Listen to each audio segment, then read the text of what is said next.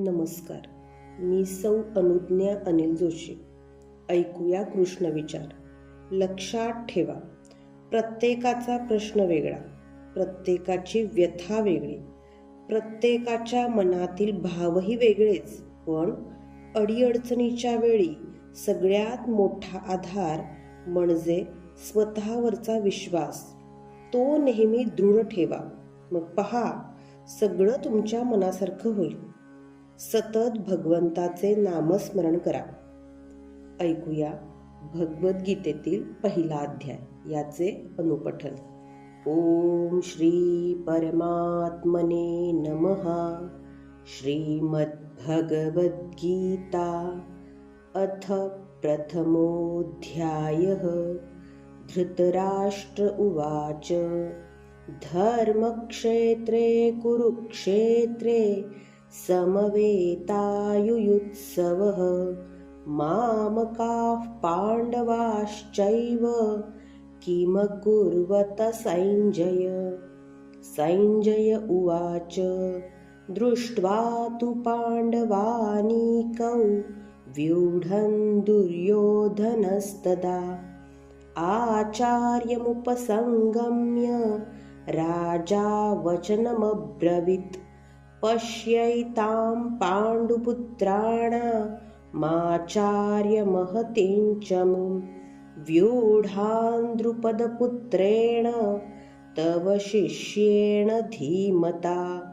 अत्र शूरा महेश्वासा भीमार्जुनसमायुधि. युयुधानो विराटश्च द्रुपदश्च महारथः. दृष्टकेतुश्चेकितानख काशीराजश्च वीर्यवान्. पुरुजित् कुन्तिभोजश्च शैबश्च नरपुङ्गवः. युधामन्युश्च विक्रान्त उत्तमौजाश्च वीर्यवान्. सौभद्रो द्रौपदेयाश्च सर्व एव महारथाः. अस्माकं तु विशिष्टाये तान्निबोधद्विजोत्तम. नायका मम सैन्यस्य संज्ञार्थं तान् ब्रवीमि ते. भवान् भीष्मश्च कर्णश्च कृपश्च समितिञ्जयः. अश्वत्थामा विकर्णश्च सौमदत्तिस्तथैव च. अन्ये च बहवः शूरा मदर्थे त्यक्तजीविताः. नानाशस्त्रप्रहरणाः सर्वे युद्धविशारदाः. अपर्याप्तं तदस्माकं बलं भीष्माभिरक्षितं. पर्याप्तं त्विदमेतेषां बलं भीमाभिरक्षितम्. अयनेषु च सर्वेषु यथा भागमवस्थिताः. भीष्ममेवाभिरक्षन्तु भवन्तः सर्व एव हि.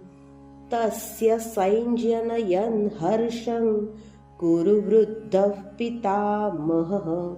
सिंहनादौ विनद्योश्चैष शङ्खं दद्मौ प्रतापवान्. ततः शङ्खांश्च भैर्यश्च पणवानकगोमुखाः. सहसैवाभ्यहन्यन्त सशब्दस्तु मुलोऽभवत्. ततः श्वेतैर्हयैर्युक्ते महति स्यन्दने स्थितौ. माधवः पाण्डवश्चैव दिव्यौ शङ्खौ प्रदध्मतुः. पाञ्चजन्यं ऋषिकेशो देवदत्तं धनञ्जयः. पौण्ड्रं दध्मौ महाशङ्खं भीमकर्मावृकोदरः. अनन्तविजयं राजा कुन्तिपुत्रो युधिष्ठिरः. नकुलः सहदेवश्च सुघोषमणिपुष्पकौ काश्चश्च परमेश्वासशिखण्डी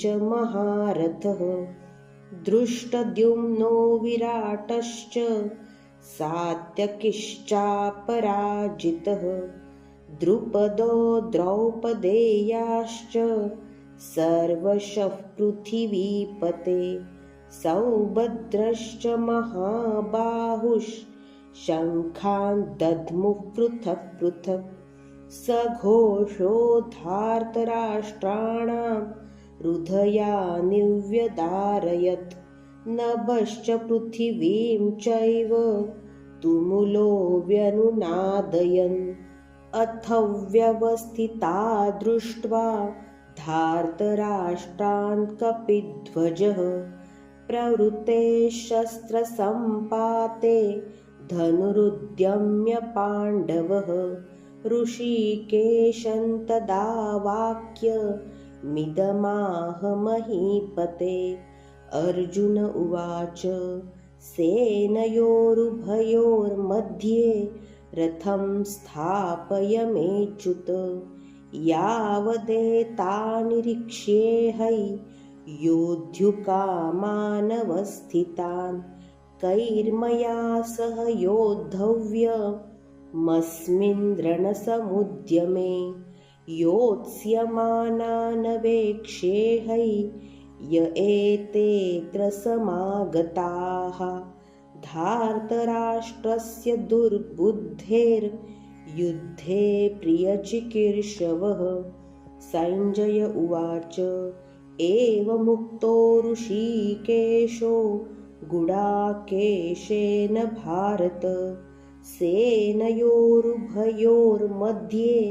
स्थापयित्वा रथोत्तमम् भीष्मद्रोणप्रमुखतः सर्वेषां च महीक्षिताम् उवाच पार्थ पश्यैतान् समवेतान् कुरूनिति तत्रापश्य स्थितान् पार्थः पितॄन्नथ पितामहान् आचार्यान् मातुलान् भ्रातॄन् पुत्रान् पौत्रान् सखिंस्तथा श्वशुरान् सुहृदश्चैव सेनयोरुभयोरपि तान् समीक्ष्य स कौन्तेयः सर्वान् बन्धूनवस्थितान् कृपया परयाविष्टो विषिदन्निदमब्रवीत् अर्जुन उवाच दृष्ट्वेमं स्वजनं कृष्ण युयुत्सं समुपस्थितं सीदन्ति मम गात्राणि मुखै च परिशुष्यति वेपथ्युश्च शरीरे मे रोमहर्षश्च जायते गाण्डीवं स्रंसते हस्तात् त्वक्चैव परिदह्यते न च शक्नोम्यवस्थातुं भ्रमतीव च मे मनः निमित्तानि च पश्यामि विपरीतानि केशव न च श्रेयोनुपश्यामि हत्वा स्वजनमाहवे न काङ्क्षे विजयं कृष्ण न च राज्यं सुखानि च किं नो राज्येन गोविन्द किं भोगैर्जीवितेन वा येषामर्थे काङ्क्षितन्नो राज्यं भोगाः सुखानि च त इमेव स्थिता युद्धे प्राणां त्यक्त्वा धनानि च आचार्याः पितरः पुत्रास्तथैव च पितामहाः मातुलाः श्वशुराः पौत्राश्शालात् सम्बन्धिनस्तथा एतान् हन्तुमिच्छामि घ्नतोऽपि मधुसूदन अपि त्रैलोक्यराजस्य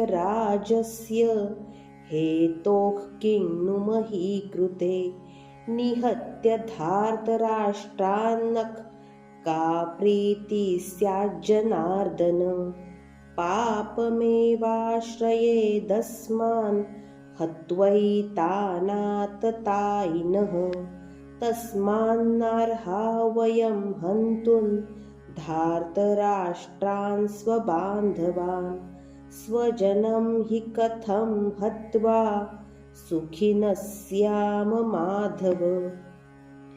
यद्यप्येतेन पश्यन्ति लोभोपहतचेतसः